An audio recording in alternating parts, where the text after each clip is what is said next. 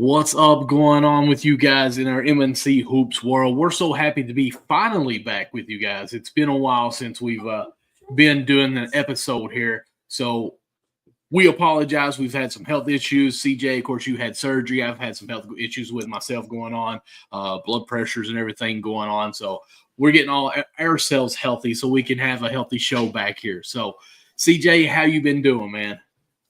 So I appreciate you. Yeah, all is well.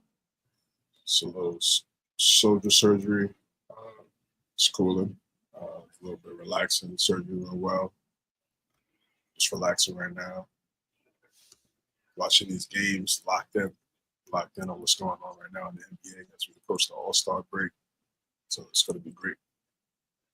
Yes, All-Star break's not really too far away. Of course, there's been some voting going on already.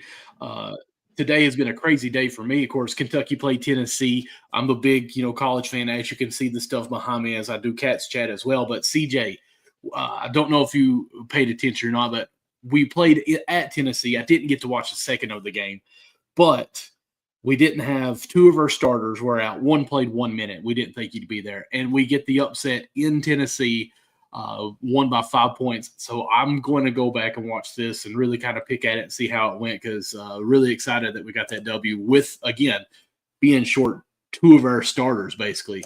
What's up, Johnny? He's giving us a shout out, trying to get healthy too, man, physically and mentally. We do appreciate that. And, hey, men's health mentally is something that gets overlooked, guys. Really make sure if you've got anything you going on with that, get that checked out. Don't be afraid to ask for help.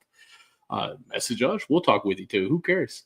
But I can't wait to dive into some of these topics because, like I said, it's been a minute since we've done anything, and it's been a minute since I've been able to keep up with some of it.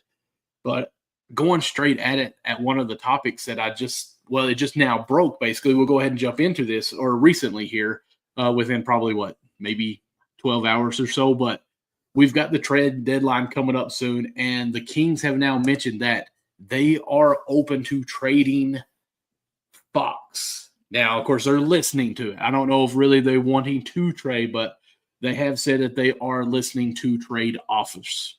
And, of course, CJ's got the graphic up from Shams from Twitter or X. Just in, Sacramento Kings are expected to open up talks to potentially deal All-Star De'Aaron Fox ahead of February 6th. Of course, we're at 28, so we're really close to that. There will be plenty of suitors, but it's believed that Fox has a target destination in mind ahead of the 26th free agency. Man, I want to know where that destination is. Of course, I do see someone's comment, Sixers. I don't know about that. But, CJ, what's your thoughts on this? This came to a surprise for me, definitely, in terms of just the way they were playing. They did lose like 3 in a row. They got a dub against the Nets yesterday. So Bonus had a 20-20 game. I just think from a standpoint is he didn't want to stay with them long term. So if you're giving the team that notion, if you're communicating that, then the best thing possible is to get a trade deal done while you still have him under contract. You could get something in return and you're not losing everything for letting him go. So side with Clutch Sports management, so player empowerment, and that's perfectly okay. If this would have been – oh, sorry, go ahead. Yeah, it's just he's been there for 8 years. It's not like he was there for 2 years and left. Like, he's been there for a long time. They had in the beginning, first few years, they really didn't put anything around him in terms of like winning basketball. You look at what some of these other teams did for young players like Ja Morant, Jalen Green, Alvin Şengün, even Jokic. Jokic was young. They built around him. They figured out what type of players you needed to put around him. That's what led them to a championship. You see the West always do a great job of that. But somehow the Kings have always been that team that never was great at doing that. For all the talent that they had DeMarcus Cousins. He was talented. Whatever happened, yeah, Michael Malone coaching. Michael Malone won a championship with another big man. So he was with the Kings. Really got rid of him. So it really starts at the top, starts with the leadership. Fox been there for a while. He's doesn't have to stay there his whole career. You're not like everybody. I say this all the time when we talk about this. Nobody stayed at the same job forever. Now, if it's your career, yeah, of course. If you're able to lock in and make that what you wanted to do with your career, and you're doing it forever, that's the perfect thing. But before that, you got to be able to fund that. And before you do that, you get liable to leave, liable to change options and go to certain places. It's in the business of the NBA. It's best to communicate that early. If you don't leave the team with confusion, you communicate and be positive with them, then they could maybe help you go to a potential destination where you want to go to. Again, he paid his dues, took him to the playoffs. They just haven't been able to build. They brought in some bonus. It worked. They're talented. It's just not enough. It's not enough. He's already had how many head coaches? Luke Walton, Mike Brown, Doug Christie. I think it was somebody else before Mike Brown. Was Gentry there? Gentry no. Either he was there or I'm thinking of the Pelicans there. I know Gentry was with the Pelicans. But there definitely was someone before Mike Brown. Nonetheless, there hasn't been consistency. Right. That's really the point. There hasn't been consistency. So now you're looking at he's 27, looking at going into the prime of his career. He wants to go to a team that's competitive, that's willing to put players around him every single year in order for them to go deep into the playoffs. That's what you want. And so far, we haven't seen the Kings do that so far. They try to make moves, but the moves don't align with the type of player that he gets. You got to put shooters around him. You don't put a mid-range shooter, a great mid-range scorer, a great mid-range shooter scorer, and DeMar DeRozan around somebody and De'Aaron Fox who likes to score at the mid-range.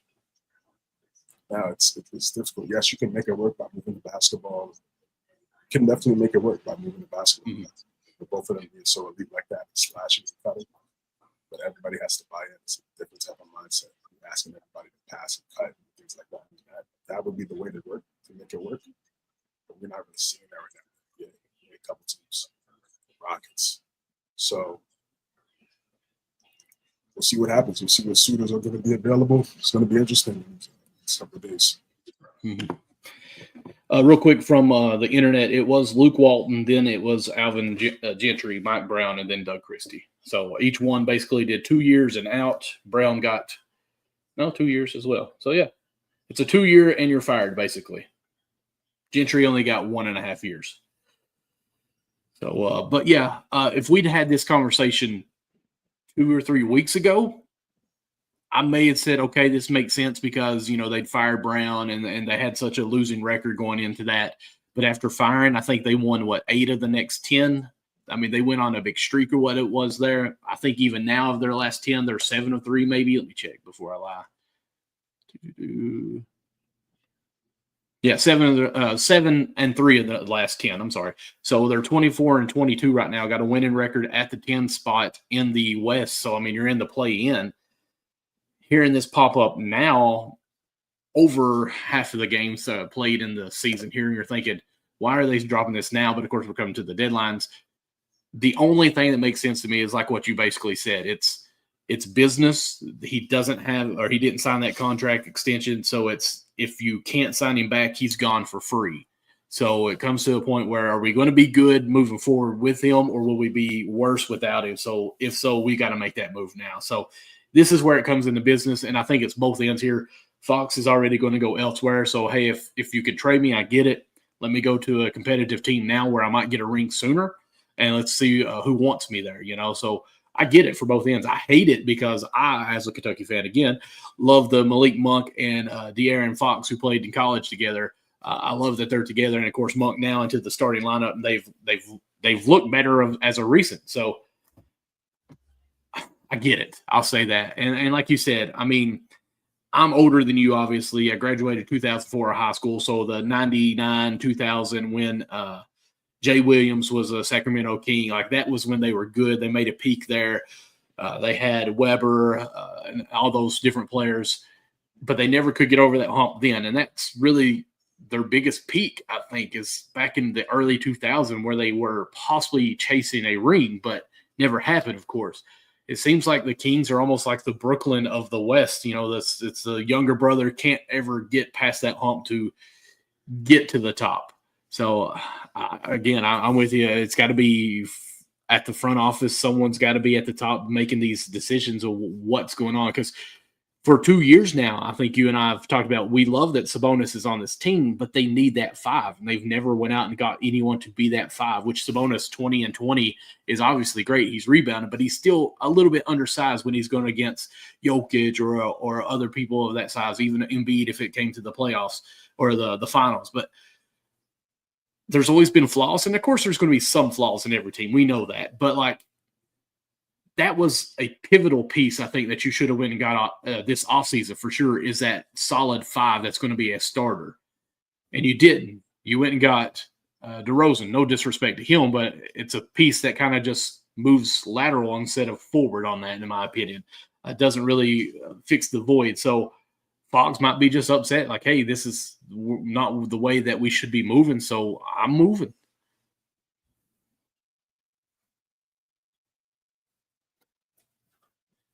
It's just, I think, like I said, I think it's just time. Talking about some potential suitors. What do you think some teams that'll make the most sense? If you don't care, I want you to go last because you know who I'm going to say. And looking at our lineup, who I say might be a segue for us into the next topic. So you want to go last on that? Yeah, if you don't care, because you know who I want him to go to. Okay. Yeah, I think there's already a report saying that the Spurs was his top destination. I think that's incredible. They're somehow able to still keep Chris Paul as well. And that Chris Paul, Fox, learning from each other. We saw how Chris Paul was able to mentor SGA. SGA was in Oklahoma City Thunder during that bubble year. And you see their relationship, how close they are, how you were able to, how was able to help him become a better player. And you can potentially do that with the Spurs. Reports about Miami. To me, we'll talk about Miami a little bit more as the show goes on, but I kind of like the young core. I kind of like the core they have. I think without post Jimmy Butler, you look at Hero, Ware, Adebayo. I think you're good right there. All you need is like a wing and another forward, and you're good with Bam Adebayo and Khalil Ware, the way he's been able to emerge, Rookie of the Year candidate.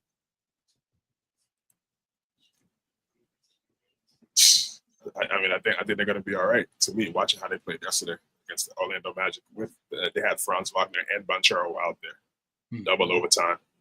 So that you got to take that in consideration as well. And that could be a destination, but you're gonna have to give up a few of those guys if you're able to get Fox. I mean, if the Kings were smart, obviously, but we've seen other things from the Kings. Spurs, yeah. I mean, thinking about some other contenders. There's really, it's really tough because most contenders already have great guards. Mm-hmm. OKC, Denver, Boston, Knicks, Milwaukee, Houston. People are saying Houston, but again, people are talking about Houston as well, but I still feel like it's the same thing, whereas you're going to have to give up a significant amount of your young core, and now it becomes a asking game and yes, no thing. It's just, to me, it doesn't make any sense to even mess up what Houston has got going on right now. That's why I feel the same way with Miami. Don't mess it up.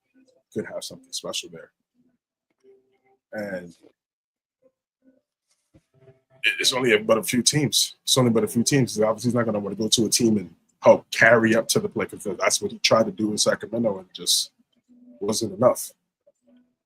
So it has to be a team that already has at least one or two guys, or one guy with some solid depth where he can, where they, even if they lose some depth, he can come in, still contribute and help them win. I feel like Spurs probably have, and with picks, Spurs probably have the best. So before I say my number one that I want to ask you this too. Do you think, and this I'm reaching and I know that, do you think the Warriors could be in on this? Move Steph to more of a shooting guard where he can still be the point guard too, and almost like this is our transition of a same style, not obviously same level of Steph at the point, but could that be a possibility? What would that trade look like? For Dibsky, probably Kuminga, and a pick or 3. No, there gotta be at least 4 picks. I mean, Mikal Bridges got 4 picks. De'Aaron Fox is all NBA. So Rudy Gobert, we still got 5 picks. They're both all NBA. So it makes the most sense to be around 3+.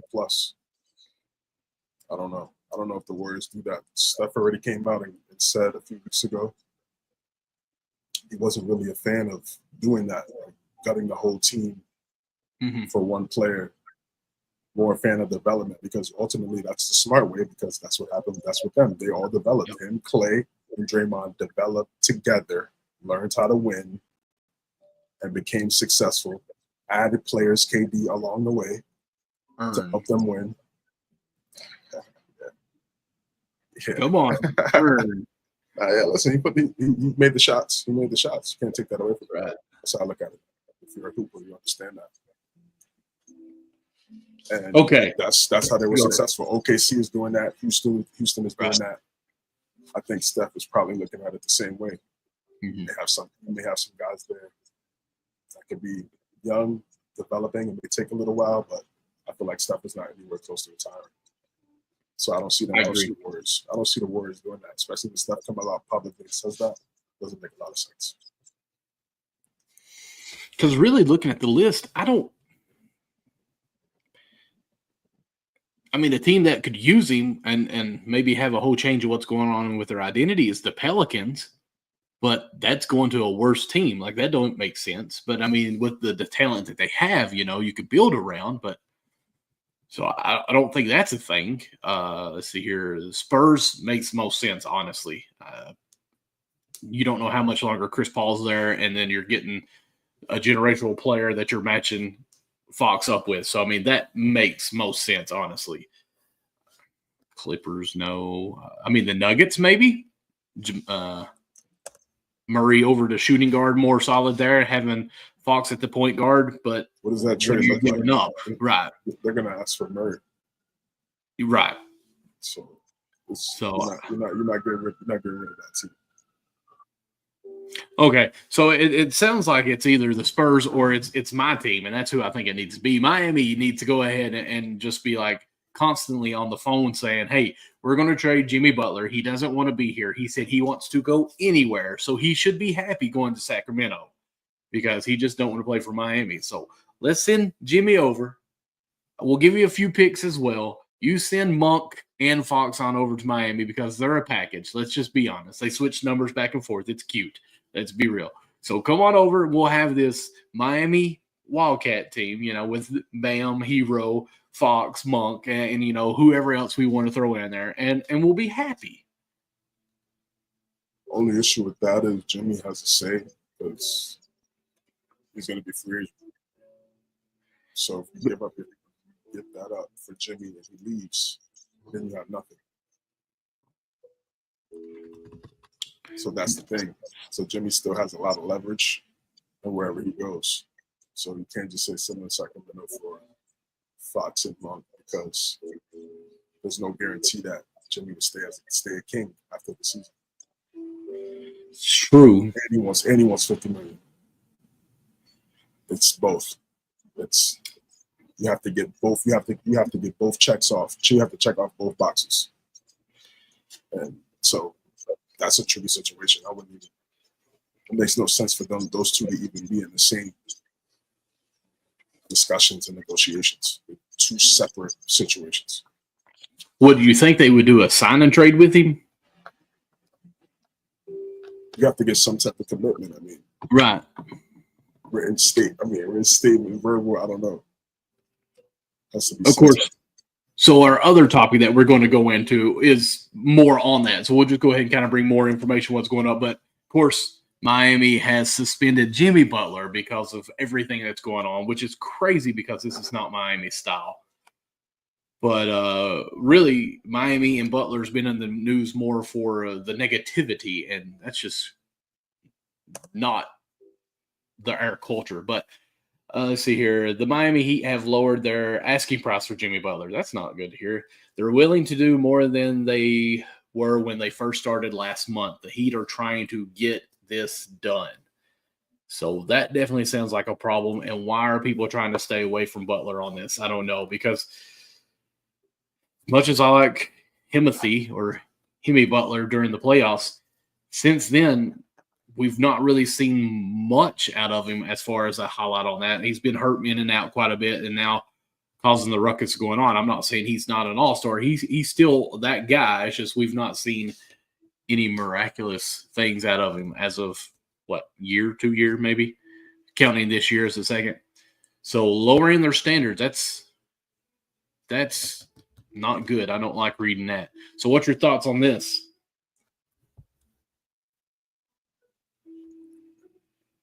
The ending to Jimmy Butler and the Miami Heat, I think it's just really sad. And how it started like an underdog story. No one thought Jimmy would be able to carry a team by himself. This was 6 years now. Wouldn't be able to carry a team by himself. And he proved people wrong. He was able to lead the Heat to the finals twice in those 6 years. Towards the end, just the way he's going about it, I'm not a fan of. Mm-hmm. He made some comments. Pat Riley responded. I feel like if you've been with the team now that long, if there was really an issue, you would just make a phone call or go speak with them in person, have a discussion if there was really any type of issue, man to man. It doesn't matter age. So I don't know. There's two egos, two guys with a lot of pride. I don't know what the dynamic there was. Jimmy at times maybe felt like Pat Riley didn't do enough in terms of putting great players around Butler and key moments. Weren't able to get Damian Lillard, weren't able to get any marquee free agents despite Jimmy showing that, what he can do, him being at least the first or second option on a team. He did help get two teams to the finals. So I do agree with that. That's true. In terms of, I don't feel like I didn't feel like they did enough in terms of surrounding Jimmy with elite talent. He was still going up battling against the Celtics before the Celtics were able to figure it out. Ultimately win the championship, having great battles with them. It was important. So, for it to end this way, to me, is really sad. I don't really know what type of destination he could go, to be honest. That's why I feel like the asking price has gotten lowered.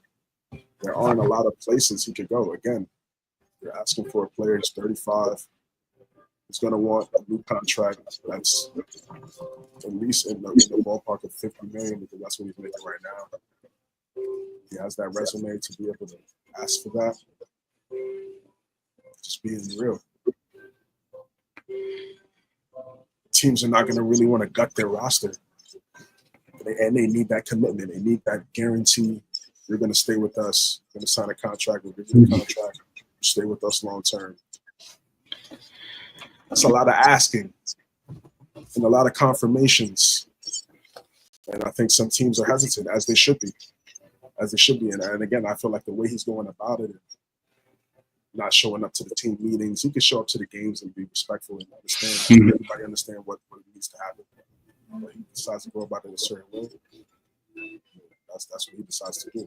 That's him.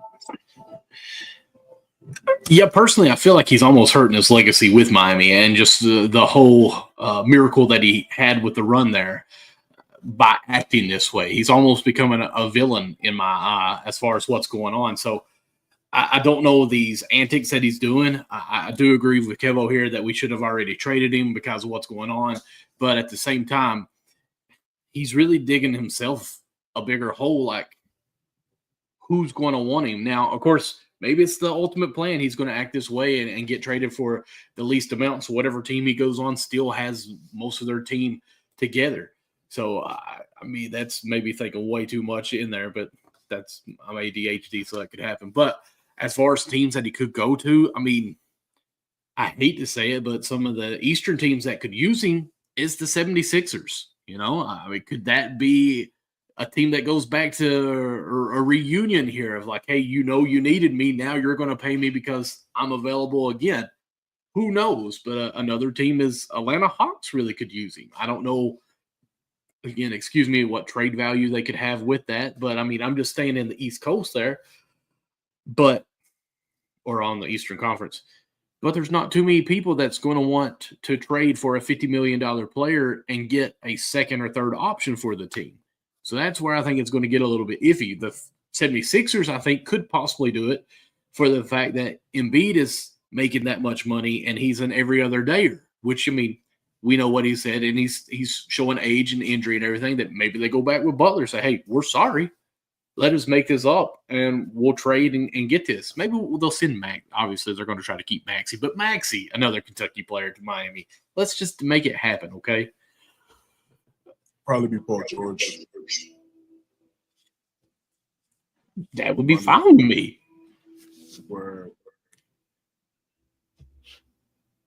And Embiid would have to really push for that. Reconstruct his contract, possibly. I don't know. That's what I'm saying. It's really not a lot of options. You said the Sixers, okay? I like Kevin's comment. Let me bring it in here real quick.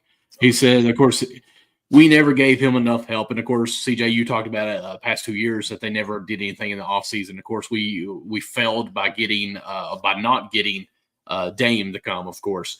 And, of course, he then goes on to say he did more for us in 6 years than KD and Kyrie did for Brooklyn and what Kawhi and PG did for the Clippers. So, I mean, that's 100%. That's a great point, honestly. But the thing is, I feel like with the way he's acting now almost hinders those things that he's done for us. And I hate to be that way, but the way he's acting with some of these scandalous, not showing up for, I mean, the meetings and stuff, that's been Simmons-like. I mean, come on now. Yeah. But I agree. Not a fan of it. Where do I think he's going to go? Always have to actually look at a list of the teams. Just doing a lot of thinking. Where teams that make sense, contenders. I really don't see a lot of options, to be honest. Timberwolves? People are saying Timberwolves. I don't know. Phoenix or Beal would have to get the okay. Is Jersey retired regardless? Yeah. I mean, Time heals all. Time heals all. Oh yeah. But yeah, it's just weird right now. Pretty much. That's pretty much all I can say. It's real weird right now. And it doesn't really, to me, I just feel like it didn't have to be. But here we are. So yeah, I don't know about I really don't know about a lot of teams. To be honest, Phoenix, again, Bill would need to green like that. It's just both players would have to okay that. I think it's a fresh start for Bill. It's not really working, in my opinion, in Phoenix. Him being a third option, I don't really think is, or at least with that team, it's really worked out. Again, we talked about the sacrifice. I just see them really just everybody doing their own thing. there isn't going to be a lot of fluidity. Obviously, KD is incredible, but just them as a trio really hasn't worked out. I know they won last night. That was a good dub. We'll see, but thinking about contenders or teams on the cusp, like playing teams that can use a guy like Jimmy. I really don't see a lot of teams that make sense, honestly. I mean, the team that sounds the most desirable for anyone that's wanting to be traded right now is the Spurs. They're at that 12 seed. You've got Chris Paul and you got Wemby. Like, let's be honest, that's everyone's probably hope destination, that you're going to get matched up with a point guard who can get you the ball when you want it, and a guy who can really do almost anything at 7'4" and be a trash guy down low if you miss. So I think that's everyone's destination or hope destination. Jimmy Butler, I think, would be a decent fit there as well, but I don't really like it. And how does Jimmy Butler fit with the Spurs culture if he's having trouble now with the Miami culture? Like, I thought he was the culture. So I don't know. Yeah, I don't think Jimmy aligns with their timeline. No. Well, Chris Paul don't either, I don't think. But I think he does. He does. Okay. I think he does. I think at that position, because of that position. Okay, I'm with you on that. I'm cool with that. But at the forward spot, you need to get younger. Castle, Sal. Keep those two guys with Wembanyama, and then you figure out the other two players. That's how you have to do it. Because really, the Spurs don't have to make a move. You know, this is a develop for them, really. Yeah, it's a development. It's definitely winning a lot more games. Wembanyama taking the next step. Chris Paul helping him, guiding some of those young players. That's really what he's there for, to me, is to help guide those young players on how to efficiently get Wembanyama the basketball. And I think don't they have a top 15 pick this year too? Most likely. They still have a lot of assets. They still have a lot of draft picks and capital they could be able to move as well. They've done a great job. Yeah, the Jimmy Butler thing.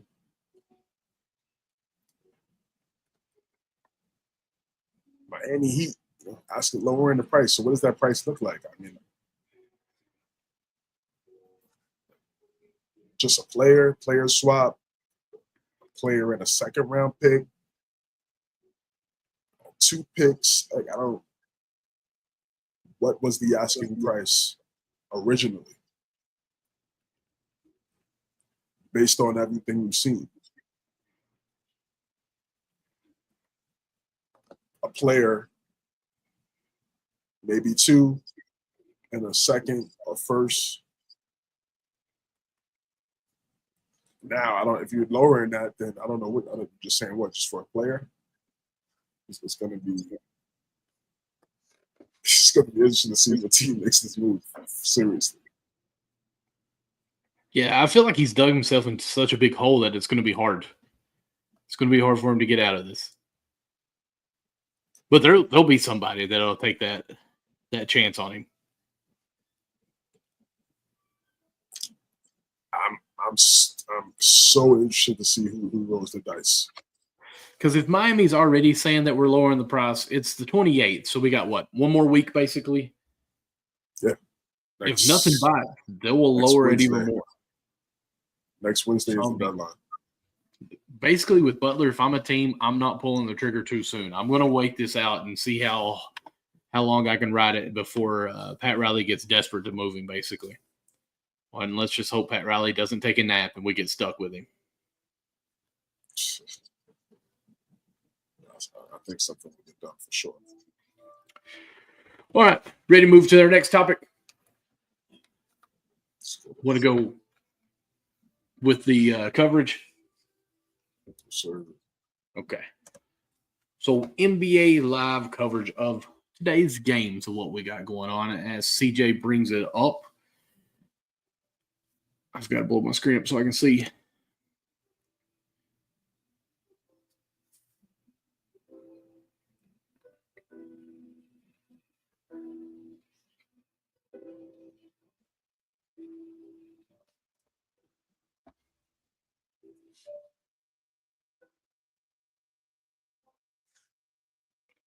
Looks like, of course, the Rockets and Hawks are finished now. Rockets win that game 100-96. The Lakers lose to the 76ers 118-104. It's the only games that have finished now. Of course, right now the Jazz are playing the Warriors, and it looks like Milwaukee is taking on the Blazers right now, all in the first quarter. I've not been able to watch a single second of this for today, at least. Of course, Kentucky played. So were you able to watch any of these games? I saw the first quarter, a little bit of the second quarter of the Lakers and the Sixers. I saw AD got hurt with the abdominal strain out for the game. I kind of just took all the momentum, all the energy out of the Lakers, and they got down like 20, looking at halftime. It just looked like they lost all of their effort and energy. And they're really good at home, but on the road you have to be able to win that game. Even though AD went down, everybody else has to step up. They had guys out too. Vanderbilt was out. I think Gabe Vincent was out too as well. Got to find a way to win that game because they don't have Paul George or Embiid out there. They had Maxey, you have LeBron. That game needed to be more competitive, especially in the first half. They put themselves into a bad spot. Now you have to play perfect basketball to come back. And that's tough to do, especially on the road. Rockets and the Hawks. Rockets really in control of the game. It was close in the third quarter. And then Rockets started to pull away. And then the Hawks came back. DeAndre Hunter had an opportunity to hit a three to take the lead. Late in the game, he missed it. And then the Rockets had 2 free throws. I was obviously, looking off a little bit, trying to see the game. Shutout lead pass. Lead pass is clutch. No Jalen Johnson or Risa Sheard for the Hawks in this game. Looks like Green had 25 in the game. With Şengün had 18 and 10, of course. Hawks, Young had 21. It's a great win. Great win by the Rockets. I mean, they've been on a tear. Beat the Hawks on the road. They just got a game. They just hit a game winner against the Celtics last night on the road. Got two wins on the Cavaliers. They've been playing. They're hitting their stride right now. They're 8-2 of their last 10 with the 3-game win streak. Yes, and those against some quality wins as well. Amen Thompson, it's getting a lot of talk, getting a lot of praise as he should. High IQ basketball player, young player. They're young, they're well coached, they have a great selection of veterans. Dylan Brooks is a good veteran to have. He's defensive minded. If his shot is going in, it's a plus because of what he brings defensively, his physicality. It's definitely important for a team in the West. That's what you need going up against some versatile forwards. You need someone like that. He just needs to be able to space the floor efficiently. He's able to do that. He's going to stay on the court. They've been able to figure out this lineup with Jabari Smith Jr. out. It's been able to work for them. And they played through Şengün. Then they played through Amen Thompson. Jalen Green gets his opportunities. Tari Eason and Thompson together when they're out there defensively. It's a great duo. It's a great combination. Udoka really has it figured out. And he really has the rotations and lineups figured out right now. It's going to get even better when Jabari Smith comes back. It's like getting a brand new player at the trade deadline. It's at 6'10". So they're hitting their stride, second in the West. People are saying they're a year off, they're a year away. I don't know. We'll see. I have to see them lose for me to say that. I can't just say, oh, they're just a year away. How do you know that? How can you just assume they're going to lose 4 times in the first round, in the second round? Anything could happen. You've seen teams go on playoff runs, have upsets, and they're playing well together. And they have a head coach that coached in the finals and has a championship as a player and as a coach. It's not like he's just stuff like. And he took a young team with a young group of guys and some veteran players to the finals in the East with Giannis, Heat, Miami. That's not like it was an easy road. So I'm not sleeping on them at all. You can't just automatically say they're a year away. That's just to me, you're doing yourself a disservice and not really watching them play right now. You don't know what's going to happen. You can't just automatically assume that's great. They're one of these teams. They're dangerous. They're going to be a threat for years to come. No doubt about that. I can definitely say that because of how young their team is and how they built their team. They're going to be a problem. They figured it out quick. Raphael Stone did a great job. Fertitta did a great job with the UFC, now with the Rockets. They're back on track. Took a couple years, couple little dark post-Harden years. But here we go. Yeah, I mean, as far as the Rockets, I mean, they're the Orlando of a couple years ago with all these talents and not knowing what to do, but they have all that talent at a young age and have the right coach to say, hey, this is already where we're going to be at. I mean, of course, I'm going to talk about Reed Shepherd, who didn't even play today, but like that's their pick from this year's draft that they're not even have to use yet, even though they drafted him, I think, like 10 or 8 or 10 or something like that. So when you talk about it was a third pick, bro. I was going to say, I thought Dillingham went 8th when I said it, but so their third overall pick, they're not even used. They sent him down G League. He had 50 points. I'm like, okay, well, we can't leave you in the G League, but we can't really use you on our team because they have so much youth and talent that are playing well. I mean, in the years to come, he'll be the replacement for Van Fleet, but at least right now, he's able to sit on the bench and watch it and learn and absorb. So this moving forward for him is great. And, of course, the players you mentioned, I think Şengün is really underrated as far as people liking him in the NBA as far as a fan favorite. Like, the guy is skillful in what he does, and I'm glad that they play through him a lot. This team is really got it together. I don't know if they can win a championship now. That's me because, usually what you say is you got to prove it first before I can really go on it. But this coach has proved it. We know that. Van Fleet's been on a championship team too, so he knows what it takes. So, I mean, if anyone hasn't done it yet, this is the team that could do it that hasn't done it yet, So they've got the veterans. Brooks has been around for a while now, and they've got the hardcore or good young core, there we go, that is just bought into the system. And, I mean, they're second in the West. The West is supposed to be the most difficult conference with all these star powers, and they're second right now. So they're playing well. I mean, OKC, Houston, 1-2 right there. And neither one of them has made it through the playoffs yet. So it's got to be one of them, I think. Absolutely. Absolutely. And then live, we got Utah Jazz and the Golden State Warriors.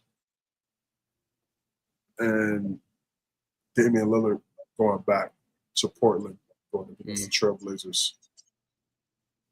They just came off a game where they went up against the Jazz. Him and Giannis combined for 70, 35 apiece. I was watching the highlights of that earlier this morning. Unstoppable. Because it's exactly what I thought I was going to see when Dame got traded. It took a year for Dame to figure it out, learn. I'm on a new team, playing with one of a top 75 player. It's different. I'm going to his team. It's not my team now. I have to be able to adjust, figure things out, learn who he is. Real life, it's like real life stuff, bro. Like people forget about the real life things. They just automatically go straight to the basketball. And you have to really understand these people like human beings. So it took a year for him for that to be figured out. Now he's just playing basketball. He's comfortable. Coaching is stable. You say what you want about Doc. It's the second year with the same coach, his same voice, understanding the game plan.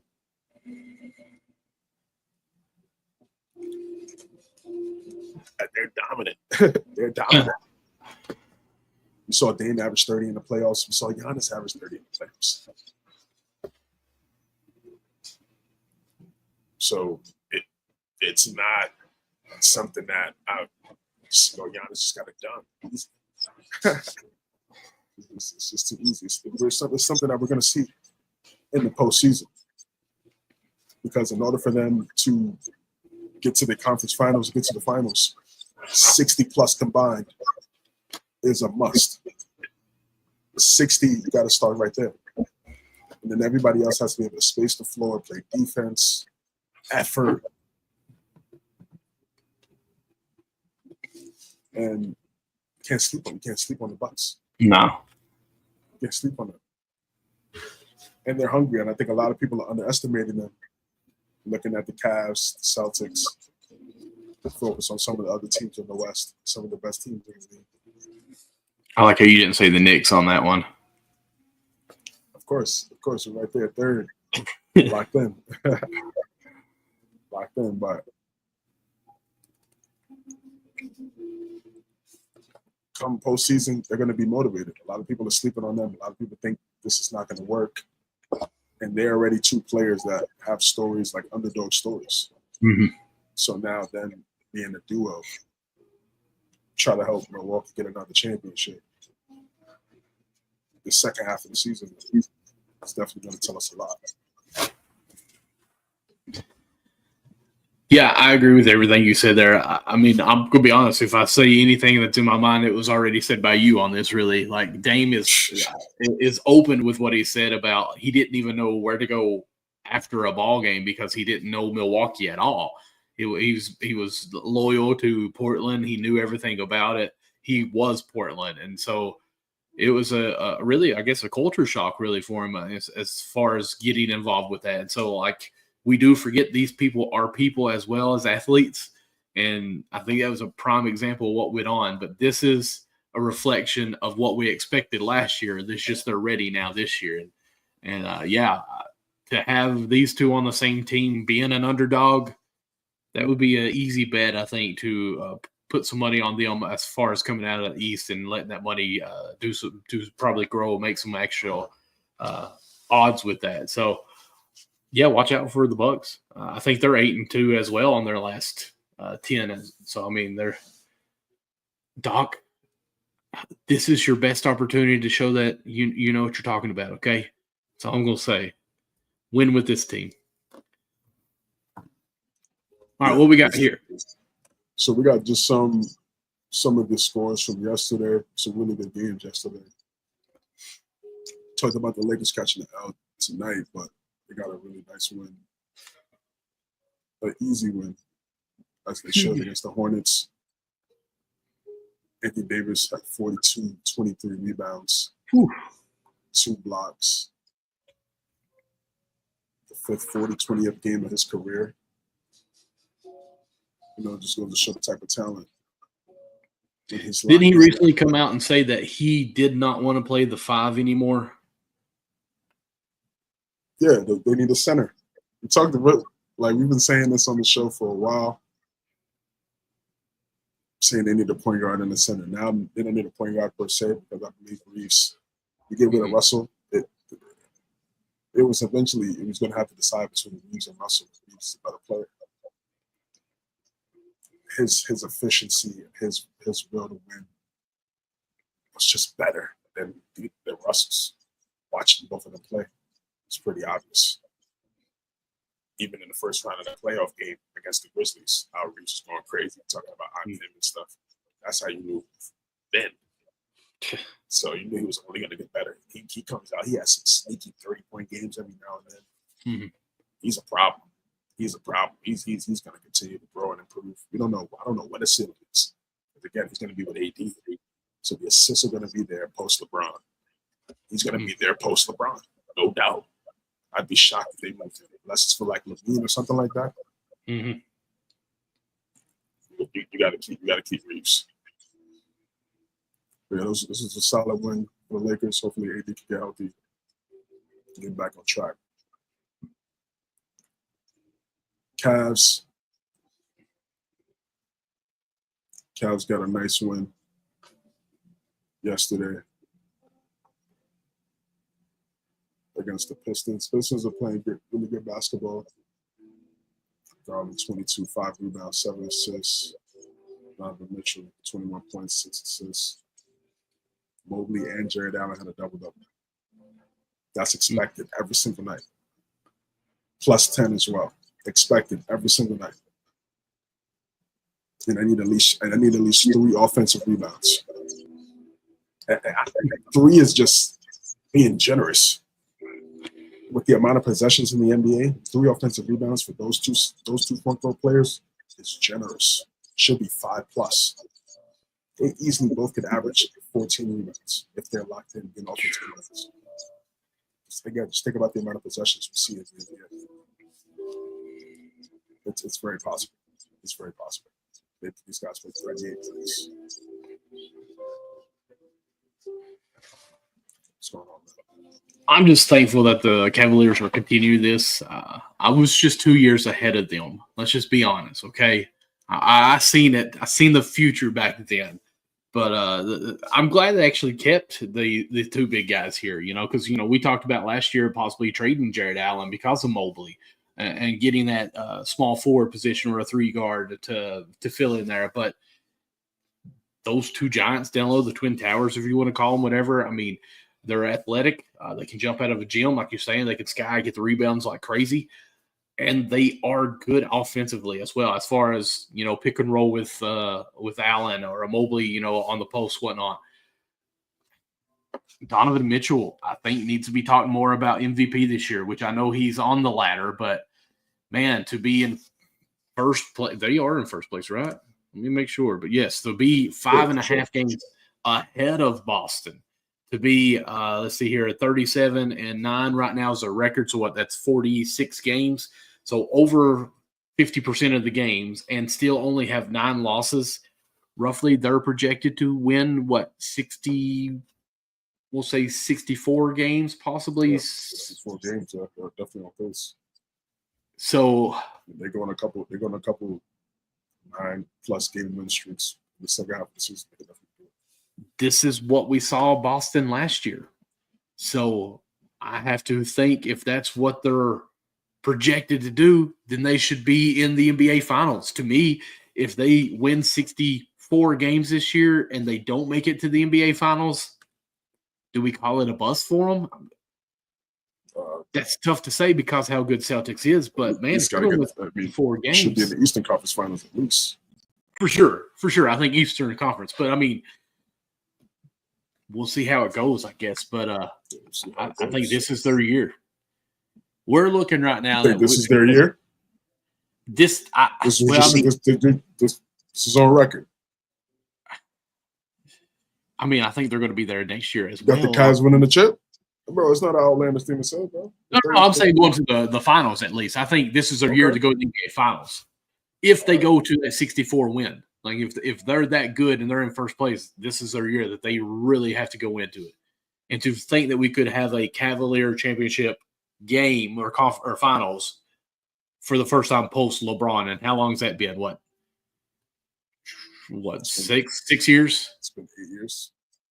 7, 8 years. The Cavaliers or the Cavs fans would go crazy to be in the NBA Finals. So that would be fun to watch. A lot of stories there, especially Donovan Mitchell leaving Utah, finally taking the Cavs over the hump, getting there. Some of these younger players come up. It's great storylines of what's going on there. Because really, a lot of these teams that are good this year have that underdog person. SGA, who was good but was a Clippers that didn't really come up through it and got traded to OKC, leading them. Donovan Mitchell, they were first every year in the season. Now he's over with the Cavaliers. The Knicks in all their team are misfits, basically. The Rockets do have some players that were passed on. Of course, their best are the core that they developed. So it's kind of fun to watch how this kind of pans out with these teams.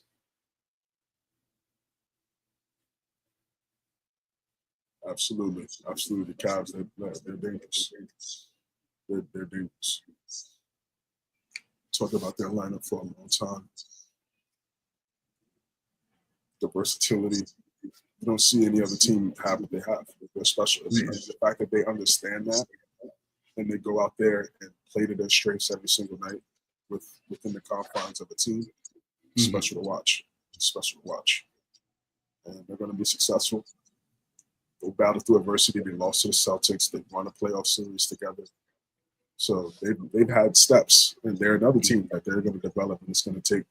It took some time, and they figured it out fast. Honestly, they were on a second head coach, and I feel like Kenny Atkinson was the right coach for them to take them to the next level. Clearly, it's been fun to watch. It's been fun to watch. And you get home court advantage, it changes everything. You get a Game 7 in Cleveland, that's a different type of Game 7 if it was in Boston.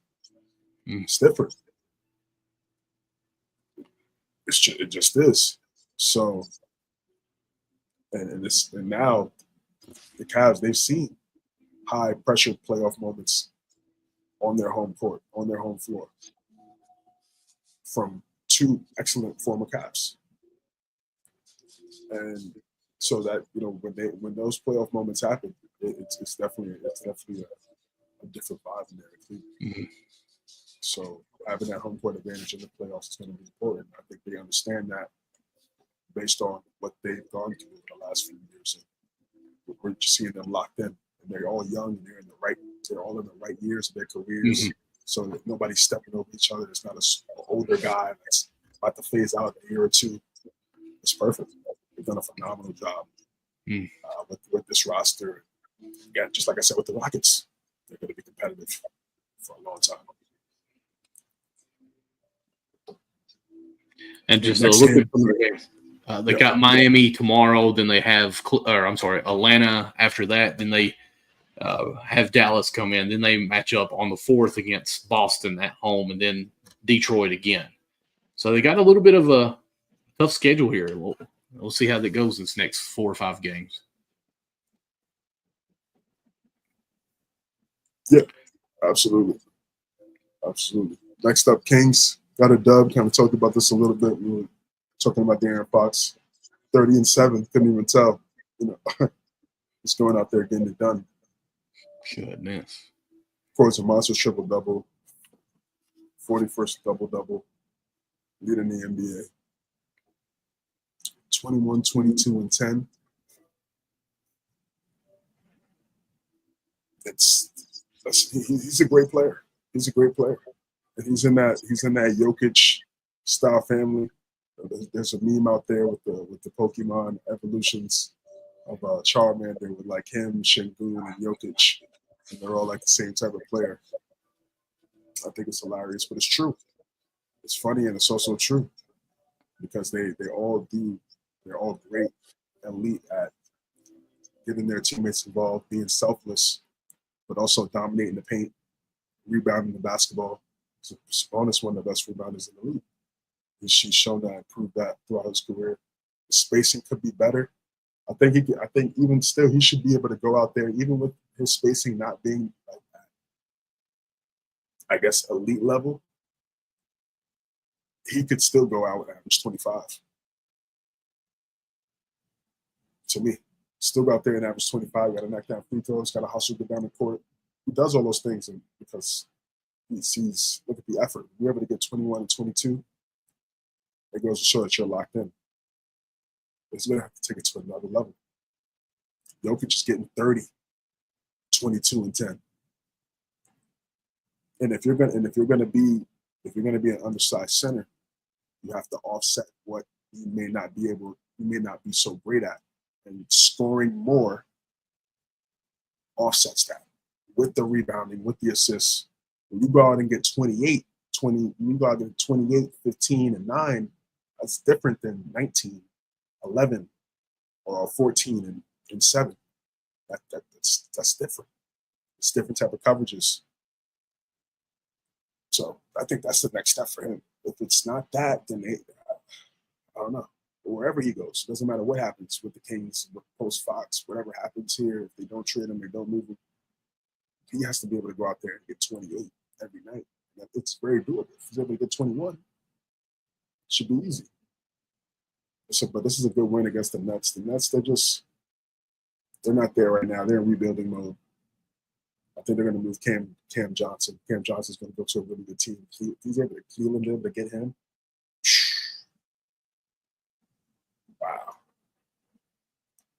6'8" floor spacer. If the Cavs able to get Cam Johnson, that'll be a major upgrade. I think you're muted, bro. I didn't hear who you said. I said who, and then you said Cavs again. I said, yeah, if they got him, that would be great, especially for them being that first place. That would be solidify them on really making that push for this year. What would they give up for him, though? Strus. Strus some picks. Some moves, some other maybe. It's going to be some forwards, definitely perimeter players. We got here Knicks. That's Knicks a and the Grizzlies. Knicks and the Grizzlies, 143-106. Just a dominant performance. One of the best. This is one of the best Knicks wins of the season. They did a great job against the Kings on Saturday, the game before. They also put up 140 in that game as well. I think this is multiple times, more than 3 times they've scored 140 in the game. Put up 140 against the Nuggets too in Denver. So this is the potential of this team when they play together. They move the ball. They play free. And defensively, I think they're really starting to figure it out. Josh Hart, OG Anunoby, and Mikal Bridges. It's not going to get any better than that defensively for any team in the NBA.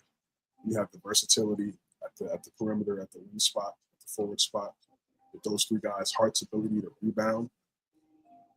He's top 12 in pretty much every category in the NBA. I mean, rebounding, assists. This is one of the best Knicks teams ever. It's not even hyperbole. It's facts.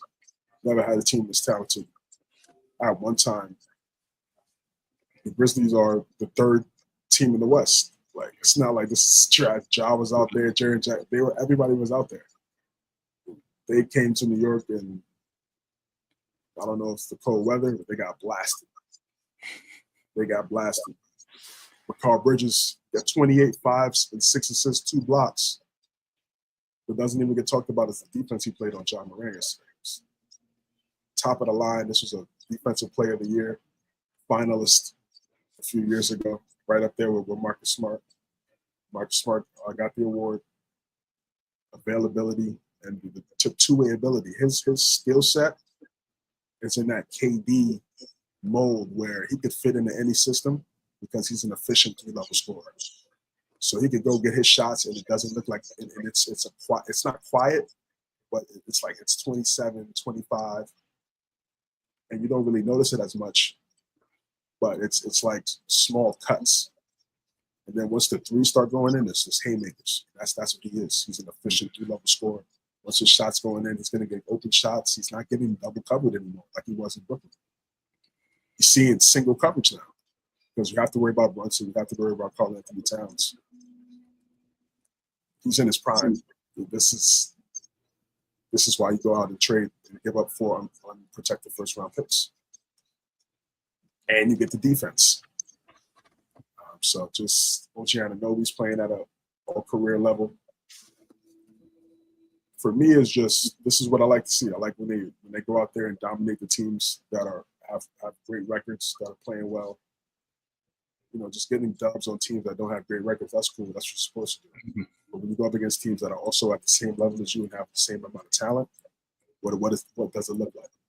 And at their capacity, both seeing what the Knicks, if they're able to lock in and play better, just get more reps. They get more reps. This is what we see. This is what we see. Of course, y'all are 8th in opponents' points per game at 110. You're 4th in offense with points per game at 117. But your rebounds, the Knicks are 21st in rebounds, only getting 43 a game. But I do like the assists because that was one thing that kind of was an Achilles heel, if you all say, the assists last year. Y'all are ranked 10th this year at 27.5, and I think that's really not having Julius Randle because of ISO ball basically with him. And Cat's ability to be able to play make from the high post has been great. Guys cutting to the basket, he's putting the basketball in the right spots. All they have to do is just catch the basketball, go right up, easy layup off the glass. Simple. Not a lot of thought. Easy reactions. And his playmaking is extremely underrated. And they're using him more at that spot. Jalen Brunson was a great off-ball player with the Mavericks. It's not like he can't play off the ball. So that honestly helps him in terms of preserving energy because he doesn't have the basketball in his hands all the time. So now he's able to reserve some energy on both sides of the basketball for anyone who's matched up on defense. So, man, it's great times. It's great times. Great times in the city, basketball-wise. And the reason why you brought up the rebounding is perfect. I see a lot of Knicks fans, they're talking about potentially trade. Any Knicks fan talking about trading Mitchell Robinson, you're insane. What do you need in the playoffs? You need defense and you need rebounding. You need defensive rebounding and offensive rebounding. Mitchell Robinson is one of the best offensive rebounders in the NBA. That's creating second chance opportunities. Imagine he's out there creating second chance opportunities with this talent. He hasn't been able to do that yet. He hasn't been able to play with this lineup yet. So if he's going out there getting offensive rebounds, kicking it back out to Jalen Brunson, kicking it back out to Cat. Now Cat is at the 4. Now Cat on that short roll. Cat sets the screen. He gets the basketball on the short roll. You got Mitchell Robinson on the dunker spot. Those are easy lobs for Mitchell Robinson. Easy baskets. All he has to do is just float around the dunker spot. It's going to get easy. Dump off passes. The efficiency is going to go up. Just have to pray he stays healthy. He stays healthy. It's like getting a brand new player. And this is one of the best offensive rebounders in the league. Definitely adds a lot more size for you. I feel like your wings are all basically 6'7", 6'8", and pretty much from 2 to 4 on that. But then, of course, Karl Anthony Towns, I think, is 7'2". So having another 7-footer in there obviously is going to help that rebounding because everyone else is just a little bit smaller for that 5 position. So yeah, having him come back, I think, is going to help that for sure. Defensively for Cat, just has to stay out of foul trouble. That's it. Just stay out of foul trouble. Offensively, he's doing a great job. He's not shooting a lot of threes. He's playing closer to the basket, 1 or 2 dribbles going right up, using his size, athleticism. That's what I wanted to see when he came to New York. He's playing exactly like that. That's great. That's great. Precious Achiuwa. I mean, people just talk about OG in that trade. You got another Precious playing great basketball as well. Great basketball. Campaign always played well everywhere he's at. He really has. When he was right there, OKC, when Russ was winning the MVP, young days. The Bulls, the Phoenix. I was going to say, he played Milwaukee. The Suns. Yeah. So to have that as your backup point guard on this type of team is really important. All right, what we got next? All right.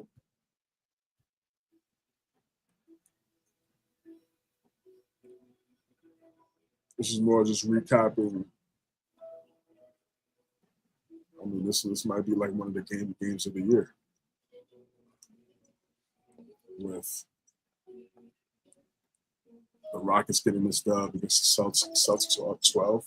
I think 12 or 13 in the fourth quarter. And Houston came back.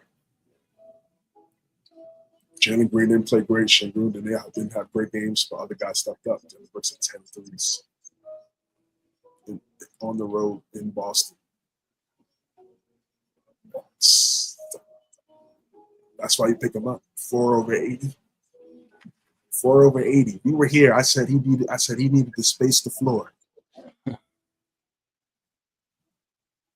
was like, listen. I was like, it doesn't matter what. I'm like, the contract is a contract, but in order for him to be successful, we needed to space the floor at the efficient floor. And he's starting to understand that. That's all he really needs to do. If he has a solid mid-range, put the ball on the floor a little bit.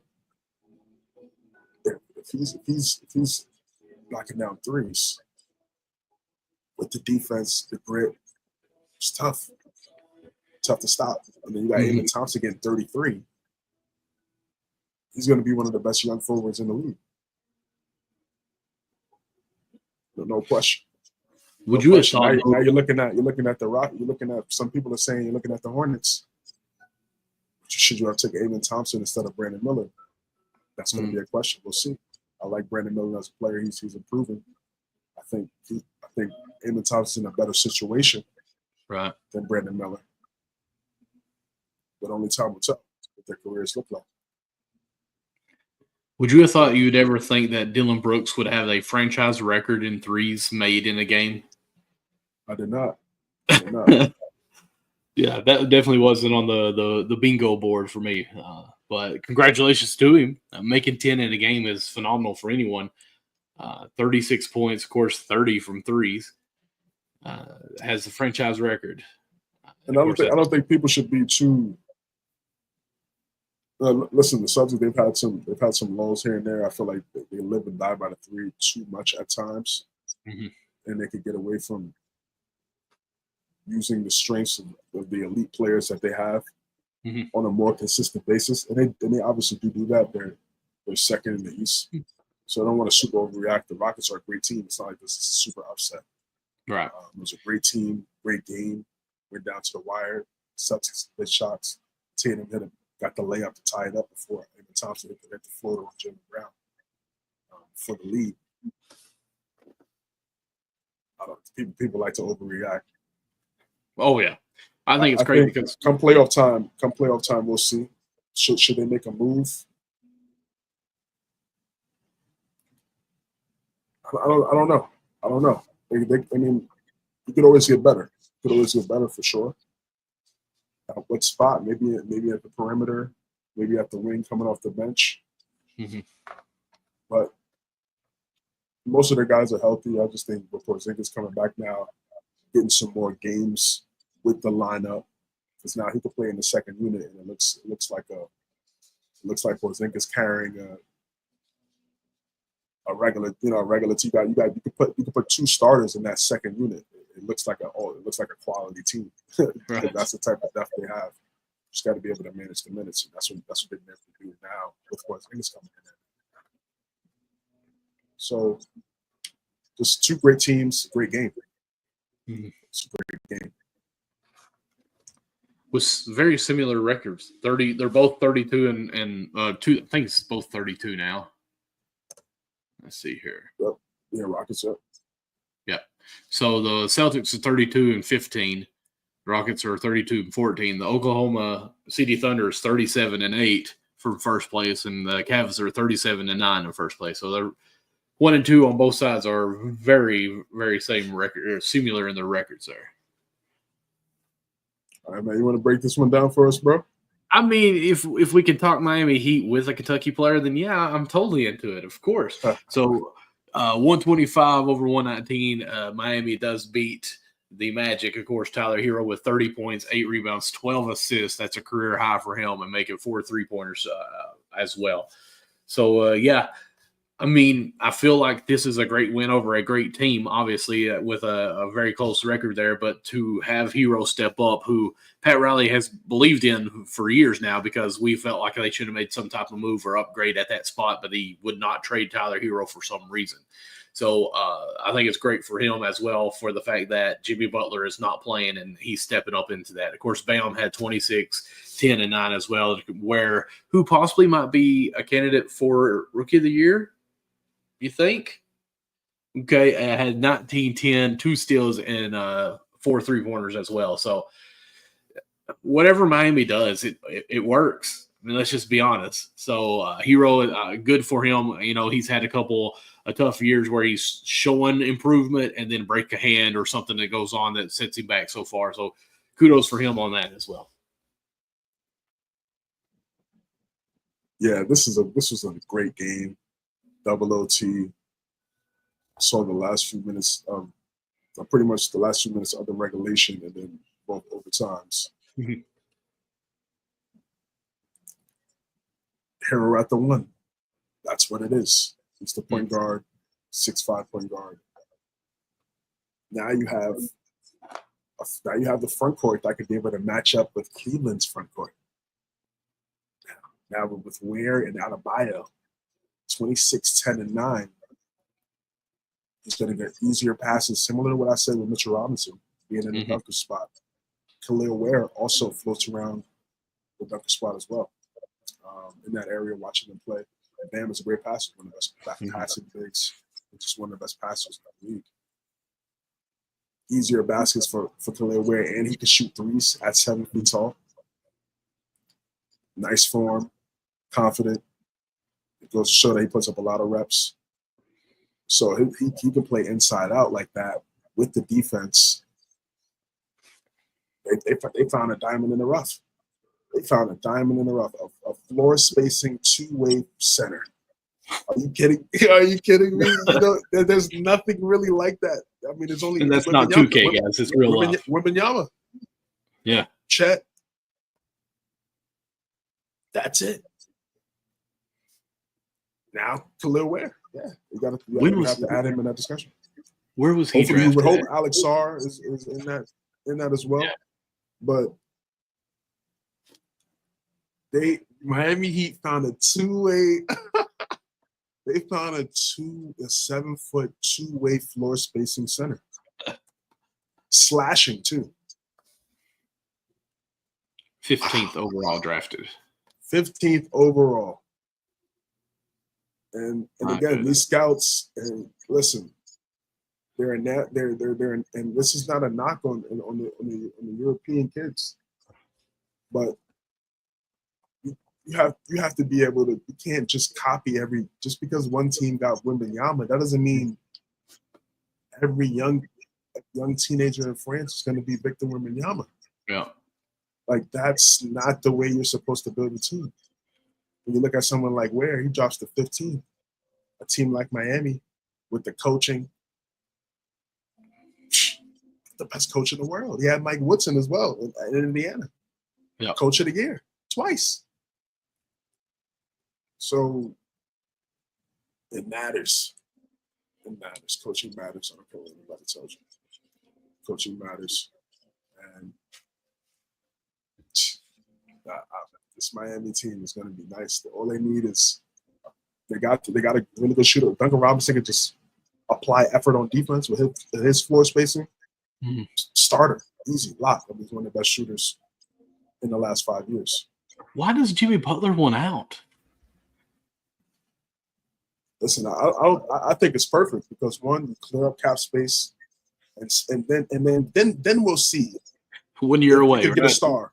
No. Then we'll see if you're able to get a marquee guy with Hero, Bam, Ware, Duncan Robinson spacing the floor, Eric Spoelstra coaching. He's already won a championship with 2 of the greatest players ever, 3 of the greatest players ever, Bosh, Ray Allen, great Hall of Famers, multiple Hall of Famers on the team. I mean, Miami, if that's not a destination with those young players that we're talking about right now, what are we talking about? What are we talking about? So, and you're gonna get something in return. It may not be a lot, but as I'm watching them play right now, again they have the coaching, so that makes me even more confident in the collection of the trio. I don't know what Jimmy was, but I'm excited to see this. This is fresh. This is a new narrative. I'm more excited about this than that whole saga going on with Butler and Riley. This is more interesting to me because they're all homegrown. It's perfect. It's perfect. We got the Raptors got a dub against the Pelicans. Jakob Poeltl getting a lot of talk. He's always been in talks, trade talks. He's an intriguing player because he'll have games like this and he'll really look like man, he could really be a high quality starter at that 5 spot. And then sometimes he kind of just plays level competition or doesn't play at this level. He could do this every night. Maybe not the 21, but why not? I mean, with the effort and again with possessions, very possible. He could be on the move. The Raptors, this is a nice win for them, but this is pretty much two teams that don't have a. They're rebuilding. They're rebuilding. They're rebuilding, man. They're struggling. They're trying to make things work. So this win really doesn't mean too much. R.J. Barrett, 17, 6-6. Scotty Barnes, 21 and 11. I think it does mean a little bit to them because you are rebuilding. They know they're rebuilding, but yet you're still beating a Pelican team that is not rebuilding. Like, your future is better than this team. Pelicans are not rebuilding? Have they made a trade yet? Yeah, they're going to trade Ingram. So they're probably going to trade Ingram.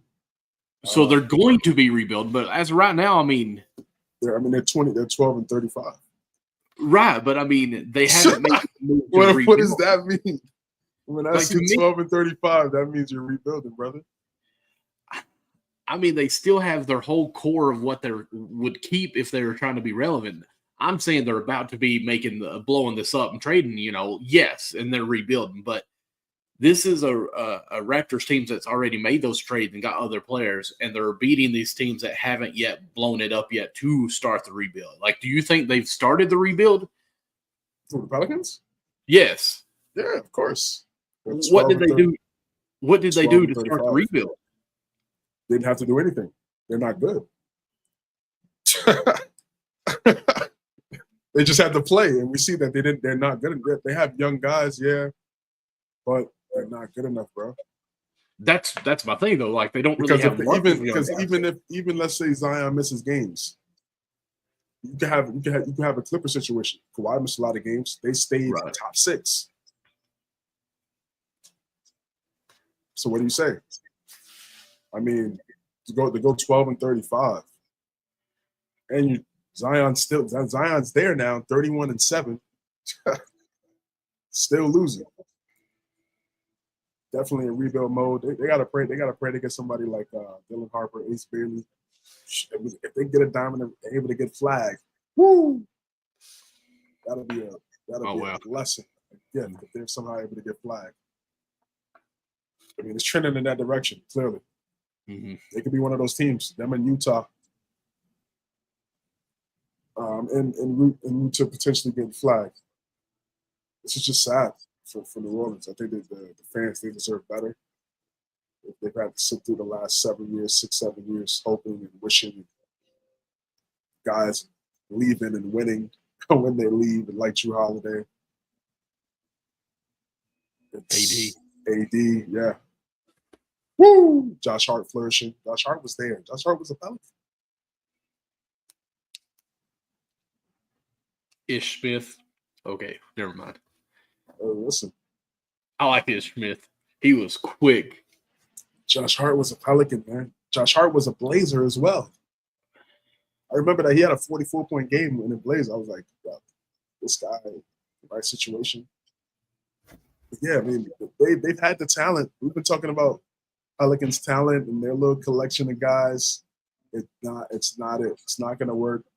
Their main guy can't stay healthy. I'm not a fan of the leadership. Being an hour late for the bus. An hour late, bro? And you're not even available like that? It's crazy. Yeah.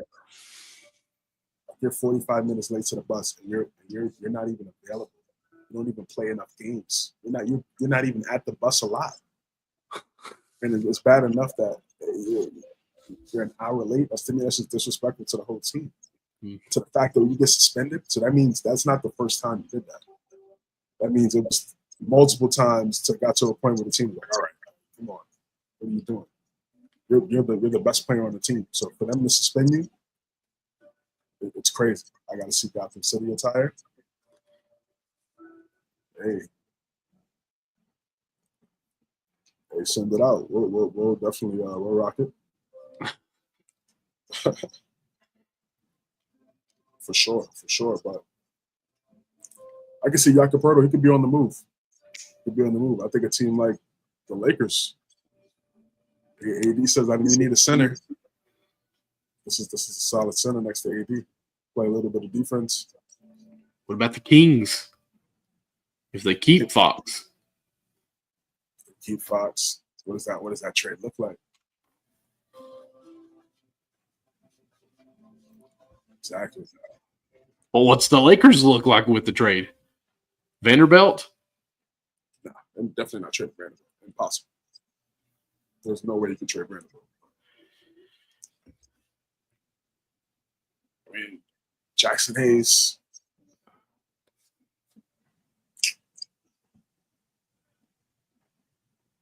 Another player, another young player, and a pick. First round pick. It's not like Jakob was an all-star, all-NBA player. Let's not get carried away here. He's a guy that could be a quality 5. See, I think the Kings could possibly offer. What would they offer him DeRozan to go back home and retire? Go back home and retire. He said he wanted to do that. No, I'm just saying. But like, hey, what if that was offer there? I mean, would you not rather have DeRozan than the other ones? It doesn't make any sense for DeRozan though. He would go to a team that's 14-32. Yeah, but he don't like coming off the bench, which I don't think he is anymore, is he? He's not coming off the bench. He hasn't come off the bench. That's when Brown got fired. Okay, never mind. So DeRozan's probably happy still. I don't know what it's going to look like. I see the Lakers. Lakers make a lot of sense. Maybe the Mavericks because Lively is out with the ankle. They said 2 to 3 months. I mean, Gafford is there, but you can always have had a lot of depth, especially at the front court spot. 6'11" guys who can get double doubles like this. It's a necessity. So I think he will be moved. I believe Jakob Poeltl will be traded. Let's see what else we got here. Zach LaVine. Big win by the Chicago Bulls.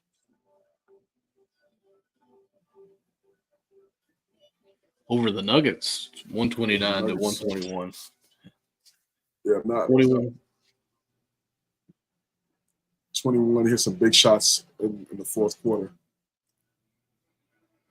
of this game. I haven't been a fan of the Nuggets defense over the last few games. Against Minnesota, the defense was terrible. Had another loss. And then tonight, last night against the Bulls, the defense, they have lapses where they're not there. And then they get into a hole, and the problem with that is they don't shoot a lot of threes, but they're efficient from the three, but they don't shoot a lot of them. So when you're not great defensively, and you go on stretches when the other team is going like a 14-3 run or a 10-0 run, and yeah, of course you got Jokic, you could go out there and knock down threes and play inside out and be dominant like that. But if you're not getting any stops, and Jokic still takes a lot of twos, as he should, he's 7 feet tall, you're playing. You have to play catch up. And if you're trying to play catch up, that means you have to play defense. The reason why you're down is because you weren't playing defense. So this is what happens with Denver sometimes. This is what used to happen to them before they won the championship. And this is what. And during those moments, I was a little skeptical. When they won the chip, they locked in. They need to do a better job of that going into the second half of the season, going into the postseason. Can't have these lapses in the playoffs. Impossible. Cannot do it, especially at home. Especially at home and especially on the road. And can't have it on the road too. Lonzo Ball, 18, 4 rebounds, four threes made. Like it's gonna take some time. Gonna get a few more games under his belt, but the IQ is still there, the effort is still there, the defense. Want to see him be able to go and drive to the basket a little bit more. Just don't want him to just be a three guy that's just standing at the 3-point line the whole game. Because you can't necessarily always get into your rhythm that way. But he was able to close this game out for the Bulls. Vucevic, 33. Jokic had 33, 14, and 12. It's light work. It's too easy. He had the 35, 22, and 17 game the other night against the Kings. It's crazy. It's crazy. It's crazy. We're going to go over power rankings. Let's go over power rankings. Actually, no, let's do the we actually got the all-star starters. I think I have listed that.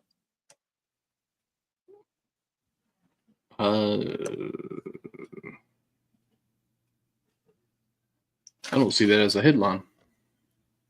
It's about to be. Okay, good, because I haven't seen who the starters are. I've heard a couple of names, I think, as far as what they're doing. But, of course, they got the different format going. 4 teams, I think it is? There we go. And it's East-West rookies, right? How are they doing it now? Yeah, it's 3 teams, 8 players, something like that.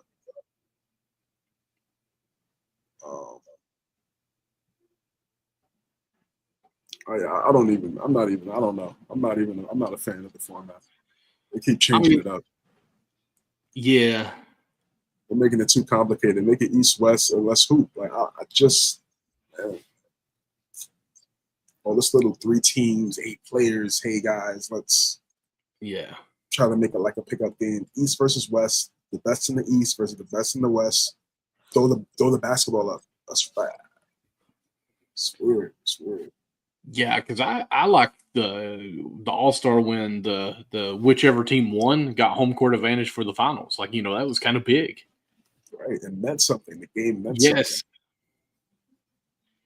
2025 Eastern Conference NBA All-Star starters: Jason Tatum, Jaylen Brunson. Jaylen Brown. Listen to you. How dare you? Karl Anthony Towns, Donovan Mitchell. Jaylen Brunson and Karl Anthony Towns. First time Knicks starters in the All-Star game since 1975. Whew. Clyde and Earl Monroe. Wow. Last year, Jaylen Brunson, who, of course, you let us know was still good, didn't get a lot of All-Star votes compared to what we thought that he should have got, because we kind of talked about that. Like, wow, like he's really not getting the love that he should. So it's good to see within a year's time that he's already making the All-Star starters on this. So that's good for him. Yeah, this is the right lineup. I don't see any issue with this. There's some people online that they think LaMelo Ball should have been starter over Jaylen Brunson, and I just disagree. And I'm a fan of LaMelo Ball, obviously, but when you talk about playing at a high level, getting the opposing teams the best every single night because of the talent that the Knicks have, and because how good Jaylen Brunson is, still going out there averaging 26, 8 career high in assists, still efficient, playing much more efficient than LaMelo Ball, and being a contributing factor to winning basketball. Third seed in the East. Why is that even a discussion? LaMelo having a great season to be a reserve. I don't see the issue. Definitely did not get snubbed. Anybody saying otherwise, we got to have an IQ basketball debate. At some point, winning has to matter.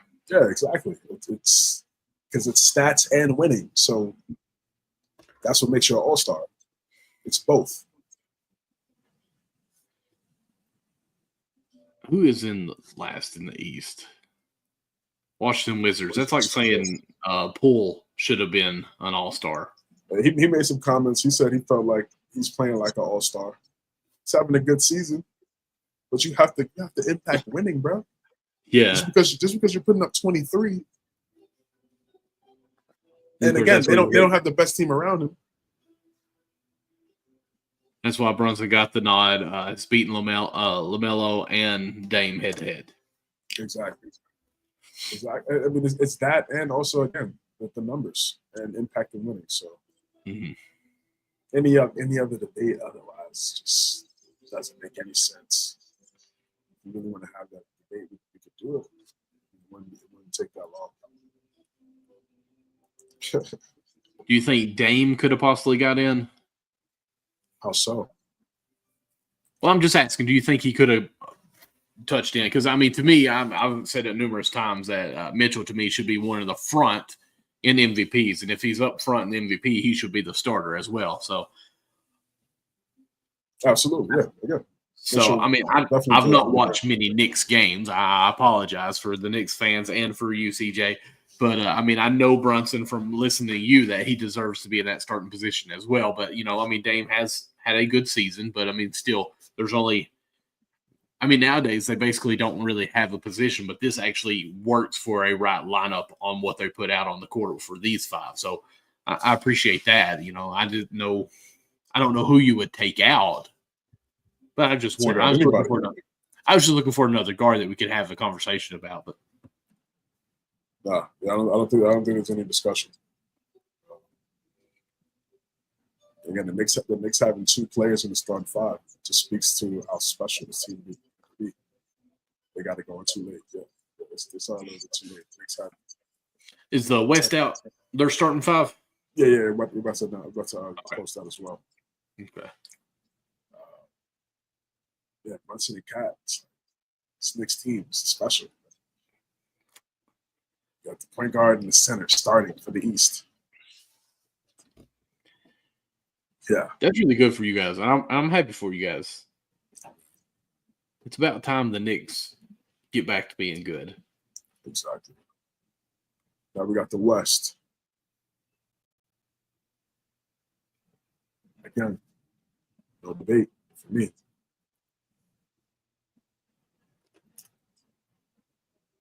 If you ask me who the 10 best players by position each conference, this is what I would tell you. Maybe Steph. Steph could be debatable. I mean, they're a playing team. Could look at Ant-Man, potentially. Mm-hmm. But with the votes and then everything else, it's just undeniable.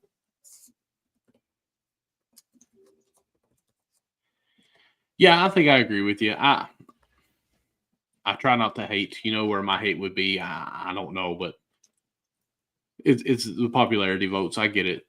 It's going to happen. Let's see here. If you're going to say popularity vote, you got to say it for KD and Steph too. Right. Well, I mean, KD is. I don't think it's just popularity. I think it's what it's 50% fans. Mm-hmm. And then media and players, 25-25. Right. So, I mean, I think Sengun is having a great year too. Sengun's having a good year, yeah, he is.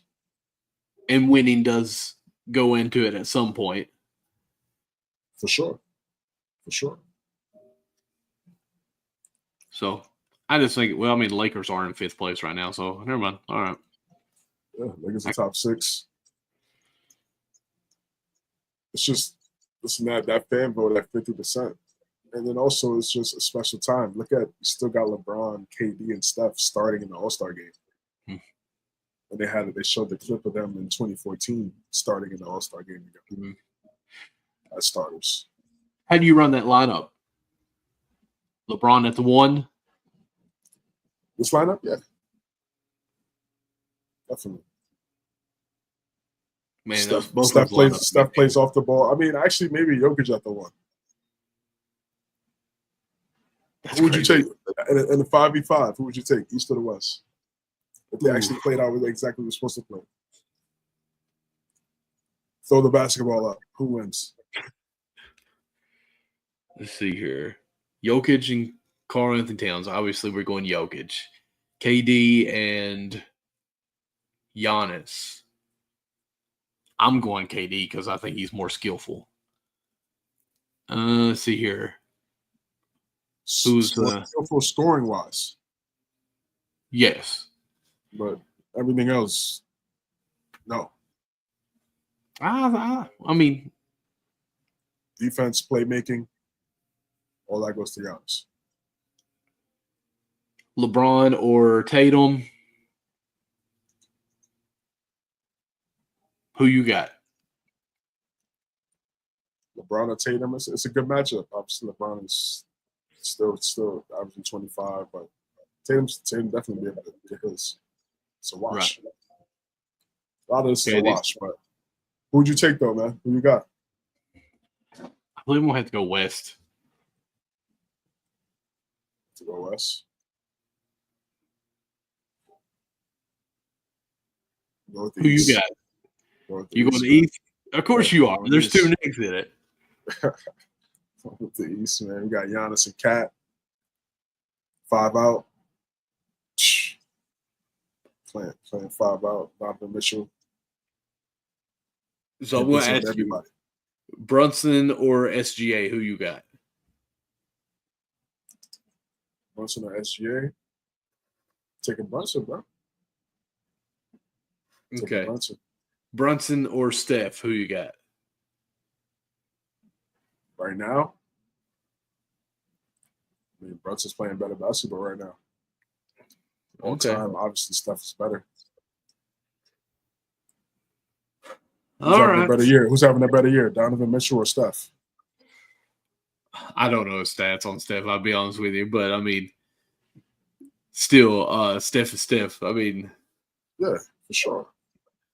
But we're going off who's the 10 best players in the first half of the season. And obviously, Jalen Brunson's having a great season. Cat, saying this up. Cat's doing a lot better than what I thought he would with the Knicks. I'll be honest with you. He's playing exactly how he needs to be playing, like a center. It's great because I didn't think it would go since Tibbs coached him in Minnesota. And Tibbs coaching him in Minnesota, he had a career year. But there was a lot of turmoil as far as him not playing defense, which Tibbs love on that. And it was that, and also a guy you know well also. Yes. So right. I mean, I think it just shows the maturity of Karl-Anthony Towns too. Be able to go back to your coach and still learn from him and say, okay, like this is some of the things you said I didn't do, and now I'm here to try at them now. I think it's beautiful. Yeah. I think it's beautiful. But yeah, again, these are the 10 best players, and I'm just going to reiterate it. Let's go back to the East versus West next year, and let's get away from the nonsense. Try to make it too cute.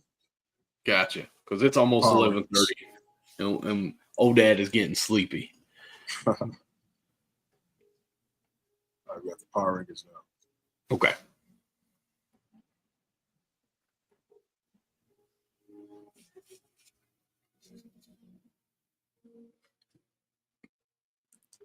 Oh. What's this off of? NBA. Okay, NBA straight. Yeah, so NBA Power Rankings, NBA.com. Number 1, OKC. Number 2, Houston Rockets. Number 3, Cleveland Cavaliers. This was posted yesterday before the games. Number 4, Boston Celtics. And number 5, Memphis Grizzlies. Reaction.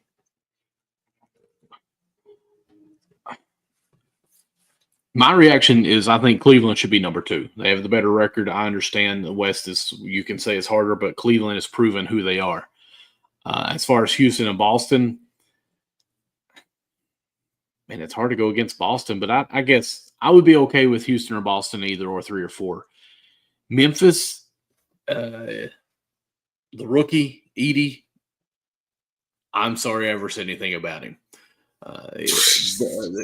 What he does out there, I seen a video where he pushed somebody and just, a little bit of a dirty, but not bad, just bumped into a player, showing that, hey, I'm here. And then that player tried to retaliate on the other end, and Edie, no, that's not happening. I can't remember who it was, but I was like, okay, this guy, is physical, solid, and will back it up, too. This ain't no Embiid saying my finger's broken, let me go fall down or something. He's not flopping for anything. I like that. So I would have the Knicks here at 5 instead of Memphis, but I'm okay. So yeah, Knicks definitely top 5 after watching the games from yesterday and today. Knicks definitely top 5. Because didn't they just beat Houston. Memphis? Yeah, Okay.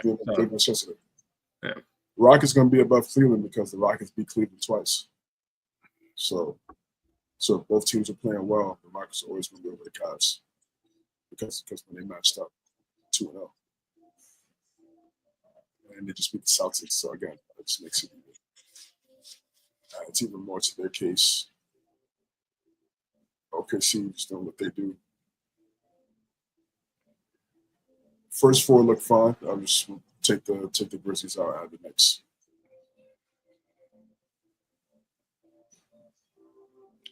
I think it looks great. Houston, homemade OKC, in-house operation. Cleveland, pretty much, other than adding Mitchell. Boston putting it in-house, basically. Then you got the Knicks, who took everybody's misfits and making it happen. You got Edie from Memphis. It's going to take some time. Like, his skill set is great, and if you give him the ball, he can be efficient at it, and he can do the same things that Şengün, Sabonis, Jokic can do because he has great touch at his height, his size, and nobody can be able to block his shot because he's 7'4". But he has to earn that. He has to earn those touches with his defense and rebounding first. Because Ja, Jaren Jackson Jr., Desmond Bane, they earn their shots. So he has to earn those shots. He has to earn the trust of those guys first before they start dumping him the basketball in the post. That's what needs to happen. Once that happens, they're going to be dangerous. They're still dangerous. Just had a bad loss. It happens all the time. It's the NBA. But for that specifically with Edie, he has to defensive rebounding. Defensive rebounding is a must first before you start getting those touches in the paint. And they're going to be scared. They're going to be scared. What do you think some teams real fast that you think would probably could potentially get into the top five? That maybe like 6 or 7. Top 5. Let's see here. I'll say Milwaukee is able to get this dub tonight. They could be in that mix to me. Denver's taking a couple losses, so it's tough for me to really have them now. One team that I want to say, but I feel bad even saying it, is the Mavericks because we still not seen them really full strength. Right. Yeah. And that's why, because Luka's been out, everyone else has been out. And of course, you said earlier, Lively's out as well. But can the Nuggets get there? I don't think they really worry too much about being there, but I could see them possibly hitting the top 5 at some point. Of course, you mentioned their defense not being the best, but yeah, I'm going to go with that. I'm going to say either, well, of course, the Knicks, who we put in anyways, the Nuggets and the Bucks are my 3 teams that I think could get into it, and the Mavericks because they're not healthy. I would throw the Clippers in there with Kawhi coming back. Him and Harden. Harden had a 40-point game the other night. Again, they're one of those sneaky teams you can't sleep on. I mean, outside of the loss to the Sixers tonight, I like the way the Lakers were playing. But yeah, so I mean, they could hit a stride there. We'll see what happens with AD. Hope prayers up. He's been relatively healthy this year and last year. So I don't, I'm not trying to throw no narratives out there. He's been out there. He's been available. Right. So past 2 or 3 years, really. Yeah. Exactly. So hopefully this is something that's temporary. But yeah, outside of those other teams that you named, for sure. We got this comments coming in. Sorry, Pacers could easily crack that top 5 in the East's tough conference. Yeah, East's tough conference. Yes. I could see the Pacers possibly just because they're so streaky, but because of streaks that they took off a 10 game where they won 8 out of 10 like back-to-back times on a span. But I also think they could go 10 games where they lose 8 because they just go cold. But I like the Pacers team, so I could see them just because they're a streaky team. But at the same time, they're I would never put $1 on that team on win or losing because you don't know how it's going to pan out. Yeah, they're a wild card for sure. Yeah, that's the type of team they are. Yeah. Okay. Well, we got it for today. Yeah, we're good. I appreciate you, whoever this is in the comments. We do appreciate that, man. Hopefully hit that subscribe. We thank you guys that are in the Twitter, keeping it popping as well. We would love for everyone to like, subscribe everywhere we got. MNC Hoops to the moon. We got Facebook, Twitter, YouTube as well. CJ, where can people find you as I ramble there a little bit? Find me on X at cjames9_. Also on Instagram, cj.james9 as well. Thank you guys. Appreciate it. More so on X though. Maybe up on X. Yeah. Of course, you can find me MDLawson00 pretty much on any social media platform. I do have a second show, Cats Chat Pod, where I do Kentucky sports. We've got a guy from Kentucky Sports Radio that'll be coming on with us tomorrow night and talking the Tennessee upset. And then, of course, we got Coach Calipari coming in this Saturday into Kentucky. So that should be a fun game to talk about. So we'll be live tomorrow at 8:30 Eastern time, 8:30 p.m., of course. So, but yeah, of course, here's our x.com/MNC Hoops. We appreciate all the likes or the follows on there as well. But guys, we appreciate you for joining. Keep tuning in. Put on those notification bells so you can see when we're live. And maybe we'll see you on the court in the weeks to come, man. Y'all have a great one. You guys take care. See you next week.